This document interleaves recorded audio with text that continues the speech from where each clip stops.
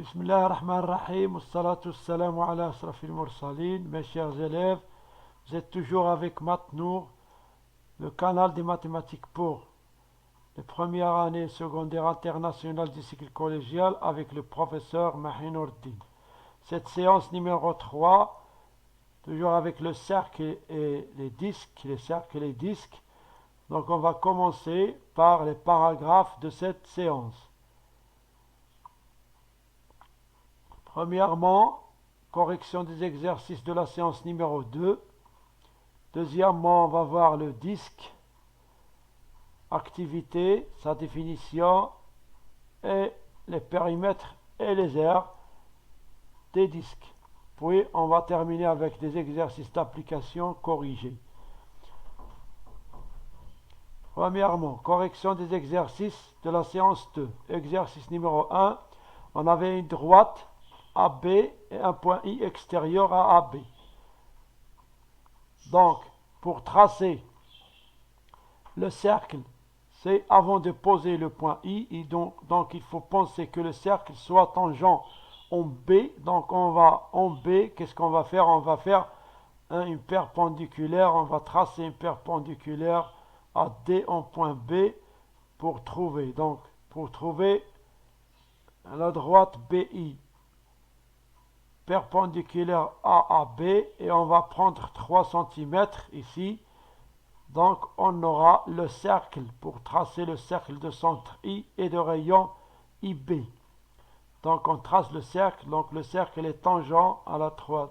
La droite AB est tangente au cercle en point B et le rayon ici égale 3 cm.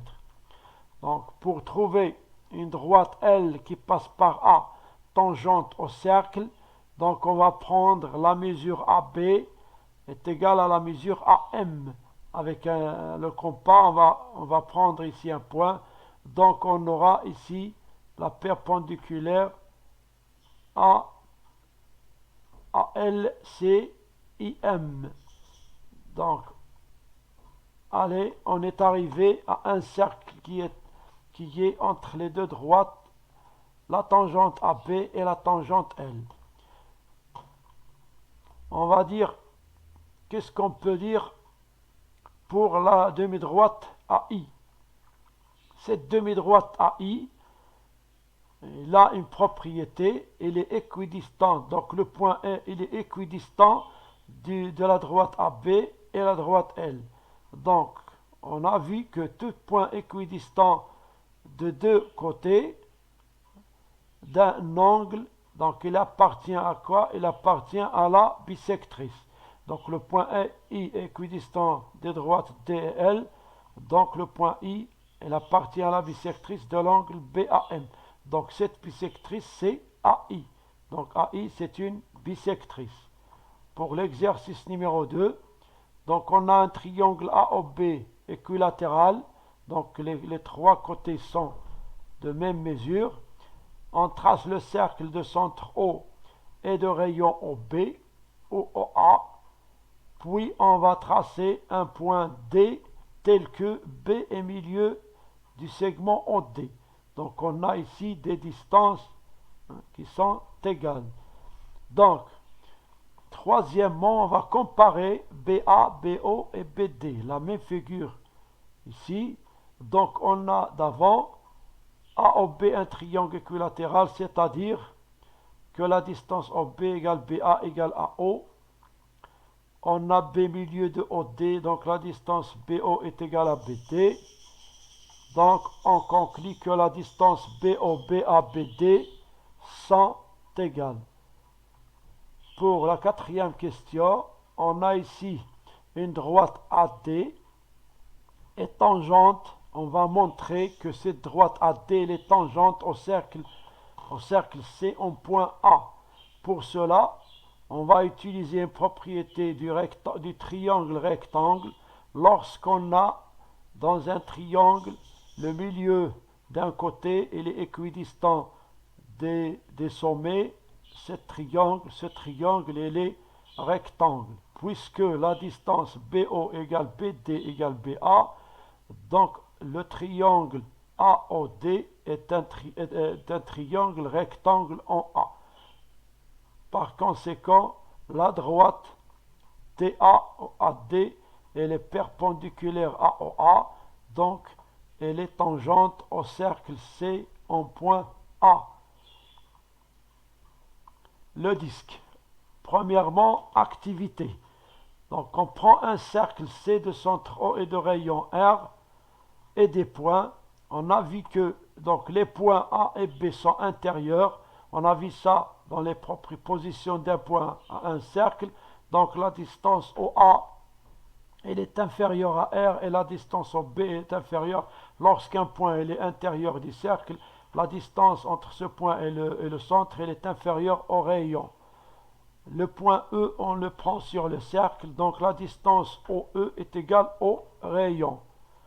Si on prend un point F extérieur, donc la distance OF elle est supérieure au rayon. On va voir ces points A, B, E. Les points A, B, E sont à une distance, elle est inférieure ou égale au rayon. Elle est inférieure ou égale au rayon. Donc, on dit que ces points, il appartient à un disque. Au disque de centre O et de rayon R. Donc, le point F n'appartient pas au disque parce qu'il est extérieur du cercle C. Donc, la distance entre O et F, elle est supérieure à R. Ces points qu'on a, tous les points qui sont à une distance inférieure ou égale au rayon, qu'est-ce qu'elles forment? Elles forment un disque. Donc si on a ici des points à l'intérieur ou bien sur le cercle, ces points, leur distance entre ces points et le centre, elle est soit inférieure, soit égale. Elle est inférieure ou égale. Donc, ces points, ils forment tous un disque.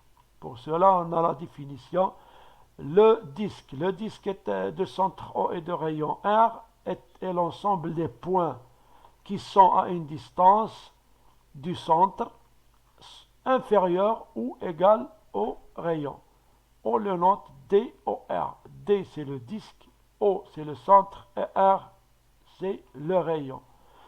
Donc le cercle c'est la circonférence du disque.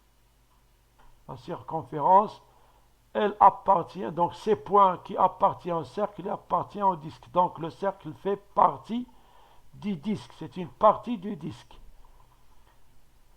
O, le centre, il appartient au disque, mais le centre n'appartient jamais au cercle. C'est un moyen où on fait la construction d'un cercle.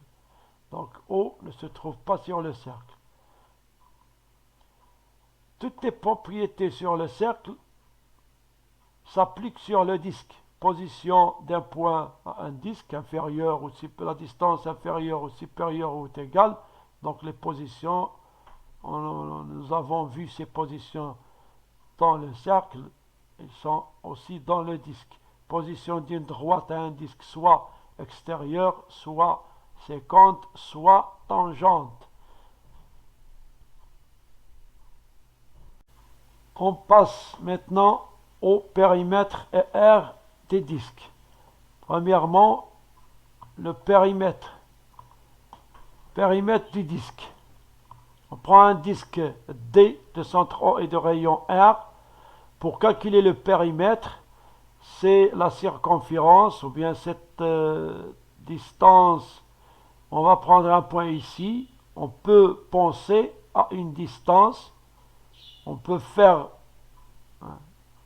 une distance ici. On va prendre un segment ou bien un bout de fil. On va commencer de le poser ici jusqu'à l'entour autour du cercle jusqu'à ce point et on va faire la distance. On va calculer ou mesurer cette distance de ce fil. Puis on va diviser par le rayon. Donc on trouve à peu près 3,14. C'est ça la méthode de trouver pi.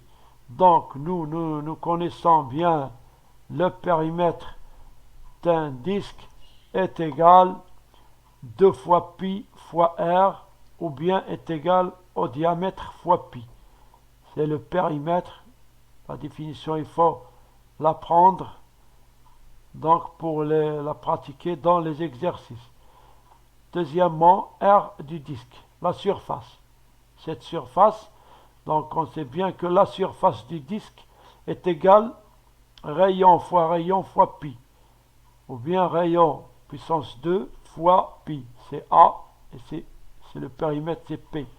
Donc, on va appliquer dans les exercices d'application. On va prendre exercice numéro 1.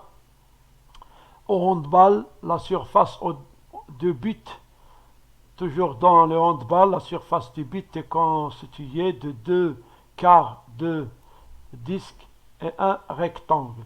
On calcule à une valeur approchée au centimètre près de l'aire de cette surface de but en mètres carrés.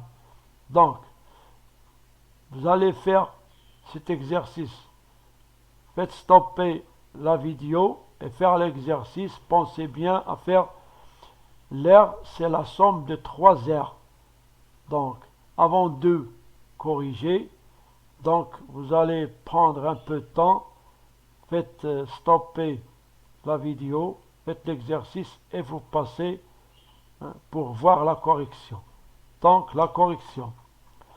On a cette zone du but, elle est constituée de 2 quarts de disque, puis un rectangle. Donc, on va considérer que cette R A1, cette R c'est A2, et cette R, ou bien cette surface, c'est A3.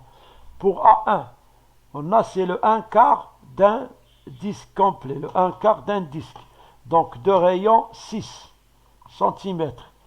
Donc, l'air est égal à 1 quart fois 6 fois 6 fois pi est égal à 28,26 mètres carrés en mètres carrés. La surface du rectangle, c'est la largeur fois la longueur. A2, 6 fois 3, 18.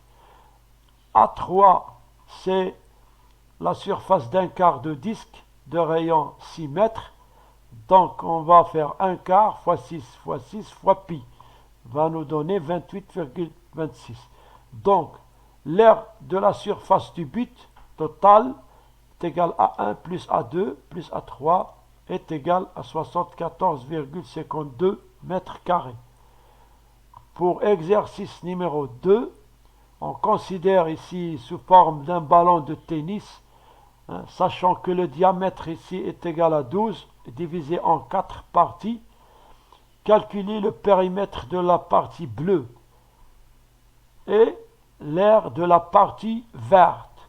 Pour calculer l'aire de la partie bleue, on va utiliser le périmètre, du disque. On a ici un demi-disque, puis un demi-petit disque, puis un demi-petit disque, 2 demi-petits disques et un demi-grand disque. Donc pour cela, on va utiliser P est le périmètre de la partie bleue et le périmètre P1 d'un demi-disque de rayon 6, parce que ici AB égale 12, donc le milieu ici de AB, donc le rayon égale 6. Et le périmètre P2 et P3 des deux demi-disques de rayon 3 cm. Ici on a 3 cm, ici on a 3 cm. Donc le périmètre total de cette figure bleue, on va la faire avec P1, P2 et P3. Donc P1 est égal 2 fois 6 fois 3,14. P2, 2 fois 3 fois 3,14. P3, 2 fois 3 fois 3,14. La somme des trois périmètres est égale au périmètre de la partie bleue, 75,35 cm. On passe à la surface. Donc la surface verte, ici une partie, on a pris seulement la partie verte pour calculer l'air. L'air de la partie verte, elle est constituée de R1 d'un demi-disque de rayon 6, c'est le vert ici, On va enlever de ce demi-disque un petit demi-disque de rayon 3 et on va ajouter l'air d'un demi-disque à 3, l'air d'un demi-disque de rayon 3 cm. Donc l'air est égal à 1 moins A2 plus A3. Donc 6 fois 6 fois 3,14 divisé par 2, c'est un demi-disque, moins 3 fois 3 fois 3,14 divisé par 2, plus 3 fois 3 fois 3,14 divisé par 2. Donc le calcul nous donne 113,04 divisé par 2, donc 56,52 cm². Donc voilà tout ce qu'on a fait. Je pense que vous avez bien compris. Donc Matnour, toujours avec vous, faites-nous confiance pour vous n'aurez plus de difficultés avec le professeur Mahi Nordin, et à bientôt mes élèves.